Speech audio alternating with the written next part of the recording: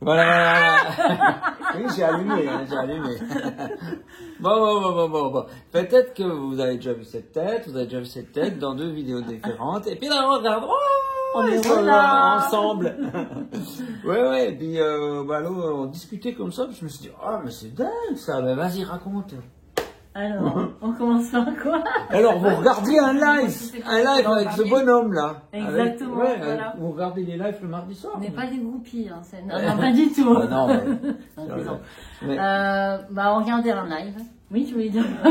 Donc, un live que je fais le mardi, c'est ça? En replay. Mais on regardait pas le mardi soir. Hein. Ouais. Nous, on regarde toujours en replay, parce que s'il y a des bugs, au moins, voilà, pas avancer.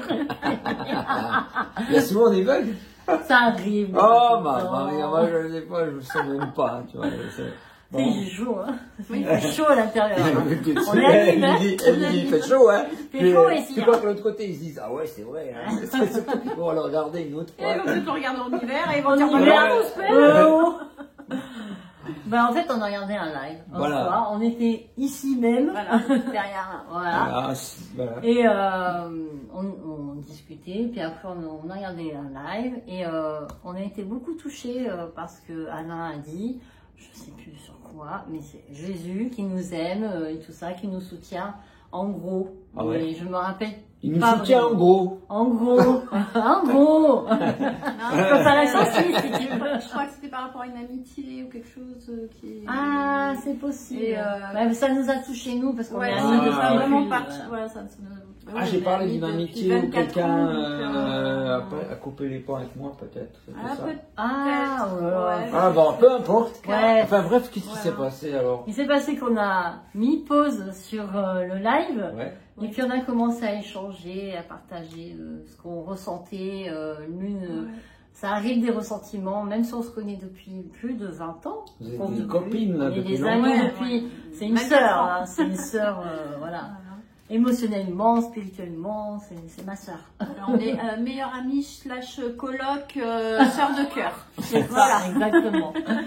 Et du coup, on a commencé à ouvrir notre cœur sur nos ressentiments qu'on avait l'une contre l'autre. Enfin, c'est pas non plus des grosses choses, mais des choses qu'on avait gardées là un petit peu dans un tiroir. Genre, elle t'a dit un truc blessant. Voilà, et moi aussi. Et puis, comme on n'arrivait pas à se le dire avant ça, et puis ça a engrainé un petit peu notre relation. Par moments, il y avait des tensions, on se prenait beaucoup la tête, on était très irrités l'une contre l'autre.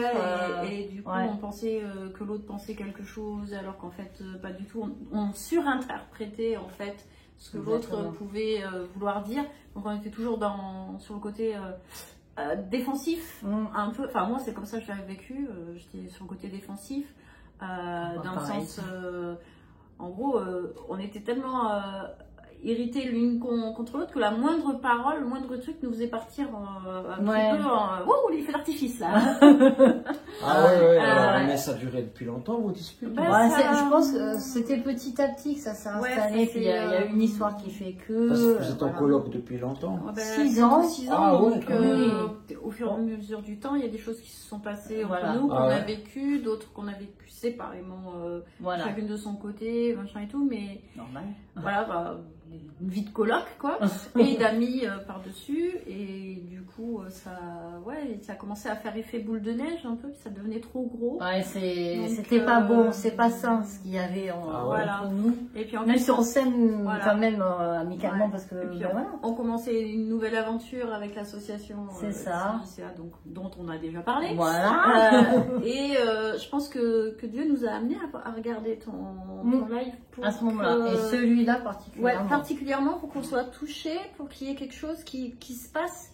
Et dans le sens, on avait besoin de passer par déjà de mettre tout à plat, et de passer par une réconciliation. Vous avez fait ça? Pour pouvoir, on a arrêté, et puis on a parlé, et on a mis à plat les choses. Tout ce qu'on avait on a ouvert notre cœur. Est-ce que ça part, quand tu dis ce que tu reproches à l'autre, ça n'a pas augmenté en fait? Pas du tout, parce qu'on a appris à s'écouter. En fait. Je l'ai écouté. Et après, pareil, elle m'a écouté et on savait pas. Oui, genre, on savait pas en fait qu'on ressentait ces choses-là. Et on comprenait pas non plus l'autre à ce moment-là, ce qu'elle vivait et moi non plus. Du coup, après, on a pleuré aussi. Voilà, on a ça pour pleurer, on a pleuré, on s'est demandé pardon, on s'est pris dans les bras. Ensuite, je me rendais pas compte que je t'avais fait souffrir avec ça. Pareil, moi c'est pareil. Voilà, et puis voilà, puis comme on était dans l'aventure CJCA, je pense qu'il fallait qu'on passe par ça, par cette mise à plat, le passer par le pardon pour pouvoir avancer ensemble dans la même direction pour l'association. Pour l'association, et puis surtout commencer par nous-mêmes, mais avant de pouvoir parler aux autres, il fallait déjà avoir vécu les choses. Exactement, comment ça commence par nous. Si on veut apporter et partager la bonne nouvelle. Le projet, pour ceux qui ne savent pas, le projet de votre association, c'est de partager Dieu aux autres. Mais c'est clair que Dieu, ce n'est pas juste une connaissance, c'est quelque chose qu'on vit. Puis si justement il y a des tensions entre vous, c'est ça, c'est pas bon, c'est pas le bon témoignage. Si, tu témoignes, mais tu témoigneras aussi des tensions, puisque c'est toi. Voilà. Exactement. Et on voulait pas ça, justement. Et c'est chouette, alors vous avez pu parler, l'esprit de Dieu. Pleurer. Oui, on s'est pris dans les bras. Et depuis, à chaque fois que ça peut arriver, qu'on ait des incompréhensions, des tensions, mais on laisse tout de suite, on le dit tout de suite. Parce que tu viens de dire, c'est pas très gentil, ou j'ai pris de telle manière, et l'autre en face, mais non, c'est pas du tout ce que je voulais dire, parce que des fois on s'exprime, on passe une idée, un message dans le ton de la voix, dans le fait, et l'autre personne en face va pas forcément comprendre exactement ce qu'on est en train de dire. Alors voilà, mais non, mais c'est pas ce que j'ai voulu dire. Ouais, mais si, c'est ce que tu as dit. Mais non, mais c'est pas comme ça que je voulais le dire. Alors il faut revenir sur la conversation et réexpliquer avec d'autres mots des fois, et là on comprend mieux. Parce qu'un mot peut signifier quelque chose pour quelqu'un, et comme moi je comprends un mot, elle va dire non, c'est pas comme ça. Et en fait, des fois, ne serait-ce qu'un mot, on comprend quelque chose, et puis on filtre plein de choses, même émocionnellement, et ça m'a blessé, mais c'est pas ce que j'ai voulu dire. Donc du coup, on n'a pas la même compréhension au niveau vocabulaire. C'est ça. Alors des fois, on va carrément chercher les définitions maintenant pour être sûr du mot qu'on emploie. Ah oui, ben là je ne le disais pas à bon escient. Voilà, et on essaye d'être plus pédagogue et le plus vrai, surtout le plus vrai possible, parce que c'est l'authenticité. Même si ça va mal, mais vaut mieux le dire. Bah écoute, là je me sens pas bien, ou je me sens blessée, et après on discute, et après ça passe. Parce qu'on n'a pas de rancune l'une vis-à-vis de l'autre. Même s'il y avait au départ, avant cette réconciliation, et c'est pas de la rancune, c'est juste des blessures qui étaient là, et qui, dès que ça ressort. Ça infusait, même limite ça bruissait un peu, tu vois, par moments ça sentait pas bon, on va dire. Ça pue. Voilà, ça pue. Et le fait d'avoir sorti ça, c'est bon. Maintenant, voilà, on sent bon maintenant. Voilà, c'est ça, on sent bon Jésus. En tout cas, je pense qu'un moyen de parler pour que ça ne dégénère pas, c'est pas accuser l'autre de ce qu'il fait faux, c'est d'abord de dire ce que ça te fait à toi. Et puis c'est une manière de parler sans que ça s'envenime, tu vois. En tout cas, bravo de l'avoir fait, et puis on vous le souhaite d'arriver avec les gens avec qui vous vivez. Hein. Peut-être, c'est pas une coloc, mais c'est peut-être un couple. Tout ça, des fois, aussi de pouvoir se retrouver, parler des choses, c'est pas toujours évident. Mais si vous n'arrivez pas à le faire à deux, comme c'est arrivé pour ces deux copines, peut-être vous faire aider par quelqu'un, avec une tierce personne. Puis petit à petit, peut-être cette tierce personne, elle peut se dégager pour que vous puissiez continuer tout seul. Mais je pense que c'est bien de pouvoir garder en soi. Et puis d'avoir une communication non agressive, mais de dire ce qu'on ressent. Et puis, de dire j'ai ressenti ça, au lieu de dire tu. Ça s'apprend. C'est la communication non violente. Le tu. Voilà. C'est le tu, exactement. Dans une chanson d'Eliane, ah ouais. Le je qui tue le il. Voilà. C'est pas mal. Wow. Et puis du coup, cool, mais je pense que c'est Jésus qui qui a inspiré ça, parce que moi je ne fais pas ça à travers les écrans. Ben non, je suis là, je raconte un truc qui m'inspire. Exactement, voilà, c'est ce qui t'inspire et du coup nous ça nous parle. C'est beau, et puis on vous encourage si vous êtes par avoir un live ou que ce soit avec moi ou avec quelqu'un d'autre, peut-être qu'il y a d'autres personnes que vous suivez, et si vous voyez que l'Esprit de Dieu vous touche, mettez sur pause et puis peut-être que c'est le moment, tu vois. C'est ça. Ouais. Puis ça donne vraiment de la paix, en fait. On se sent vachement mieux après, en fait. On est libéré et on se sent plus léger, en fait. Cool. Mais merci d'avoir partagé, c'est sympa. De rien. Puis on vous souhaite vous aussi de vous réconcilier les uns avec les autres. Parfois, il suffit d'en parler. C'est pas facile d'engager la chose, mais le live a mis en fait a tendu la perche en fait. C'est ça. Ça a mis en évidence qu'il y avait des choses qu'elle n'allait pas. Exactement. Et peut-être aujourd'hui c'est vous qui tendez la perche. Voilà. On tend la perche. C'est notre espoir que voilà. Que un message, vous vivez une bouteille à la mer et vous n'avez plus qu'à l'accueillir et lire le message. Qui sait. On fera une vidéo de gens qui vous ont suivi et qui ont été réconciliés. Alors on veut des retours. C'est chouette avec des témoignages et tout. C'est vrai. C'est beau de faire boule de neige dans le bien. Ouais, exactement. T'as l'air de des scènes, mais tu vois. Boule de neige dans le bon sens. Ça me rappelle un film, ça. Le meilleur, je sais plus, le film, c'est un petit garçon qui avait un projet de faire du bien à 3 personnes. C'est un monde meilleur. Un monde meilleur. Ça me rappelle ça. Ça lui revient de ça fait boule de neige. Et après, quand on a aidé ces 3 personnes, on demande à ces 3 personnes d'aider 3 personnes chacun. Voilà. À chaque personne. On peut commencer plus simple déjà. Non, mais une personne, c'est pas mal. Mais déjà, si vous vivez des problèmes familiaux ou quoi que ce soit, c'est dur, c'est vrai, d'engager, de dire bon, j'ai quelque chose à dire. Rien que ça, c'est compliqué.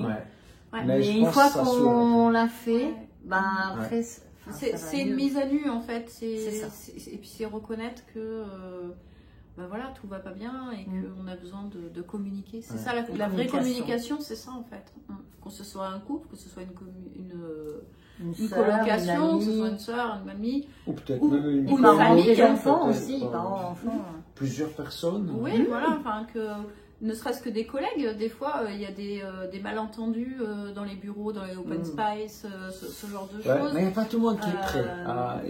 Vous avez la chance de vous avoir quelque part, parce que des fois, moi j'étais dans un groupe de jeunes qui s'appelait Oasis, et vraiment on s'aimait tous, et puis s'il y avait une tension, le soir on s'appelait, on se demandait pardon. Tu vois. Et après j'étais dans un autre groupe de jeunes, et je pensais que c'était pareil, puis j'ai dit mais je crois que c'est un peu tendu, puis en fait en face de moi c'était je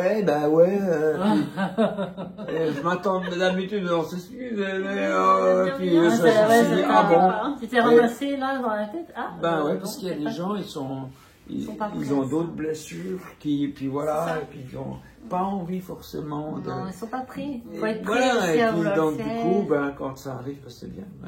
Il y a une forme d'humilité là-dedans aussi. Oui. Faut être assez humble, savoir écouter l'autre sans intervenir en disant oui, mais quand même. Le oui, mais il est destructeur des fois. Il augmente la tension. Exact.